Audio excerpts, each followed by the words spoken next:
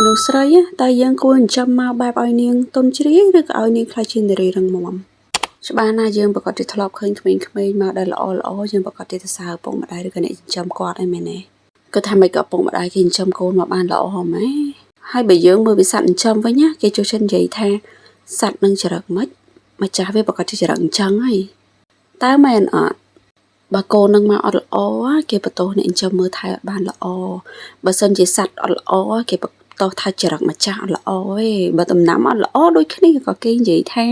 មកពីអ្នកដាំនឹងអត់ល្អដែរគេថាមកពីអ្នកដាំនឹងមើលថែអត់បានល្អអីចឹងតែខុសរឿងមួយបើសិនជាប្រពន្ធអត់ល្អគេដែរបន្ទោសប្តីទេគេបន្ទោសតែប្រពន្ធនេះមិនចឹងមិនលេងខូចគេចឹងពេលប្រពន្ធកាចប្រពន្ធខឹងច្រើនមិនក៏គេបន្ទោសប្រពន្ធវិញមិនក៏គេអត់ដែរគិតថាមូលហេតុអីបានធ្វើឲ្យគាត់ខ្លាចជាមនុស្សអញ្ចឹង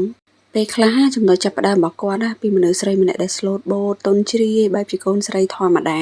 ឲ្យគាត់ខ្លាចទៅជាមនុស្សស្រីម្នាក់ដែលរឹងមាំឲ្យគាត់ខ្លាចទៅជាមនុស្សស្រីម្នាក់ដែលចិត្តដាច់ឲ្យគាត់ខ្លាចទៅជាមនុស្សស្រីម្នាក់ដែលកាចមិនប្រកាសថាទាំងអស់នឹងជាចរិតដើមរបស់គាត់ទេណាប៉ុន្តែប្រហែលជាមកពីឯងអ្នកចិញ្ចឹមគាត់ហើយតែមិនក៏គេអត់ដែរបន្ទោសអ្នកចិញ្ចឹមគាត់ចង់គេបន្ទោសតែគាត់ចឹងនឹងជាភាពអត់ស្មើគ្នានៃសង្គមហើយបើគិតត្រឡប់ទៅវិញណាវអាចជាមនុស្សប្រុសបើសិនជាមនុស្សប្រុសនឹងអត់ល្អខូចវិញណាគេប្រកាសជាគិតថាមកពីប្រពន្ធវាអញ្ចេះហើយមកពីប្រពន្ធវាចរិតអាក្រក់ចេះបានជាប្តីវាអញ្ចឹងវាអាចអញ្ចឹងទៀតណា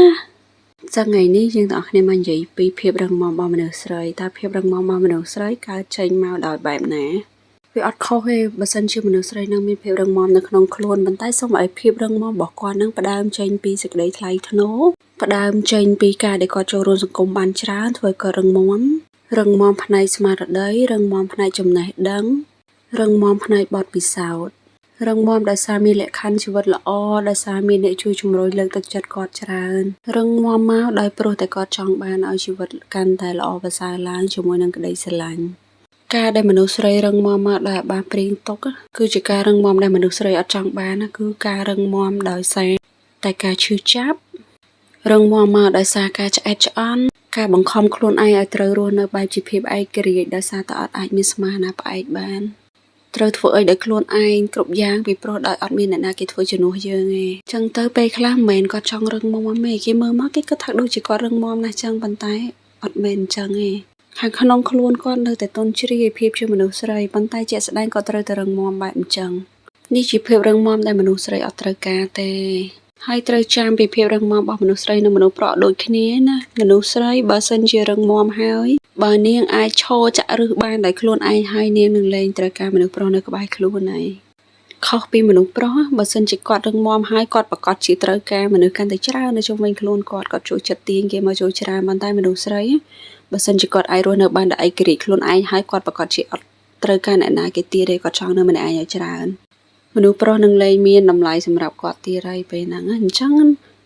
ងហើយកុំបដៅឲ្យមនុស្សស្រីរឹងមាំបែបប្រភេទទី2ហ្នឹងអត់ល្អទេណាគ្រាន់តែចង់ប្រាប់ថាមនុស្សស្រីចិត្តដាច់ណាស់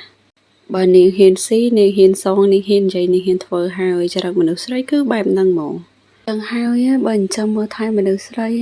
ឲ្យនាងរឹងមាំតែផ្នែកសង្គមហិរញ្ញវត្ថុបានហើយមិនបាច់ឲ្យរឹងមាំជាមួយយើងទេក៏ប៉ុន្តែមនុស្សស្រីតើញញក់អែនអរឿងច្រើនអីអញ្ចឹងតិចទៅបានខ្ជូតមែនណាត់មិនបាច់ឲ្យនាងរឹងមាំពេកក៏បានដែរក៏ប៉ុន្តែសារធាតុរបស់មនុស្សស្រីដែលព្រះបង្កើតមកគឺសម្រាប់ជាជំនួយរបស់មនុស្សប្រុសហ្មងតាអាហ្នឹងជាដើមកំណើតរបស់មនុស្សស្រីហ្មងប៉ុន្តែណាតែគ្រួសារមួយចំនួនក៏បានផ្ដល់សិទ្ធិឲ្យប្រពន្ធពេញលេញជាជំនួយជាអ្នកពិភាក្សាជាអ្នកដែលអាចនិយាយគ្នាបានជាអ្នកដែលអាចជួយគ្នាទៅវិញទៅមកបានសម្រាប់ប្រពន្ធទេបើជាសួរនាំអីអត់បានធ្វើអីដាច់ដោយឡែកពីគ្នាហើយមិនយូរមិនឆាប់ឯកូនស្រីនឹងខ្លាចជាមនុស្សរឹងមាំបែបប្រភេទមនុស្សស្រីទី2ហើយចឹងទៅដូចនិយាយចឹងតែគេរឹងមាំគេអាចឈរខ្លួនឯងបានហើយគេលែងត្រូវការមនុស្សប្រុសហើយត្រូវចាំណាចឹងហើយបើស្រឡាញ់ហើយផ្ដល់សិទ្ធិផ្ដល់តម្លៃការពារមើលថែគ្នាល្អទៅវាមិនយូរមិនឆាប់ទេលទ្ធផលល្អនឹងចូលមកក្នុងជីវិតកាន់តែច្រើនបាយបាយ